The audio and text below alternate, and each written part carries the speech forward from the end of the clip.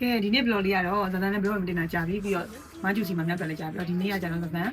ဒါပွဲတက်လေးရှိပါတယ်အင်ဒိုစီမှာပေါ့နော်ဟိုနေ့ကပြောထားတာလေးပါအခုကပွဲတက်ဖို့အတွက်ဇာတ်လမ်းအလှပြင်ဖို့ဒါမကျူစီမှာရောက်နေပါပြီ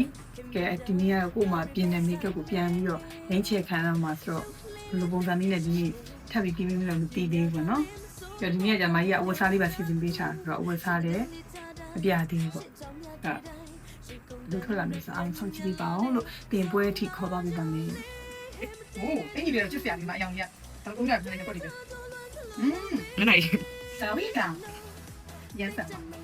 แกไอ้นี่เดี๋ยวมาอย่างนี้ใช่ไหมครับเนี่ยไอ้นี่เดี๋ยวตาอะไรตอนนั้นใส่ไปเลยก็มาคุยกันตามชื่อนะก็มาคุยไปสิอ่ะ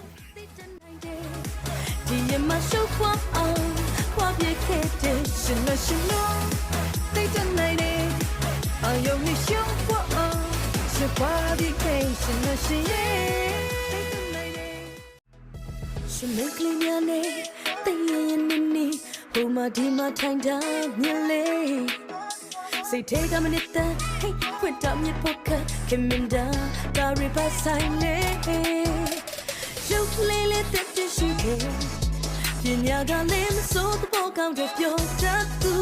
ရှင်တဲ့လေးသားတိုင်းရှင်ကြောင့်များတွေ့တိုင်းရှင်ကုန်တဲ့တွေညံ့ညံ့လာတဲ့ဆုံးလာရုံလေးမတည်တဲ့သူ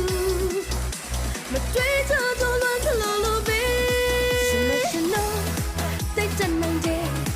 အာယုံတွေရှုပ်ပွားအောင်ရှင်ပွားရခဲ့ရှင်တော့ရှင်ရဲ့တိတ်တနိုင်တဲ့ဒီရမရှုပ်ပွားအောင်ပွားပြခဲ့တဲ့ရှင်တော့ရှင်တော့တိတ်တနိုင်တဲ့အာယုံတွေရှုပ်ပွားအောင်ရှင်ပွားပြခဲ့ရှင်တော့ရှင်ရဲ့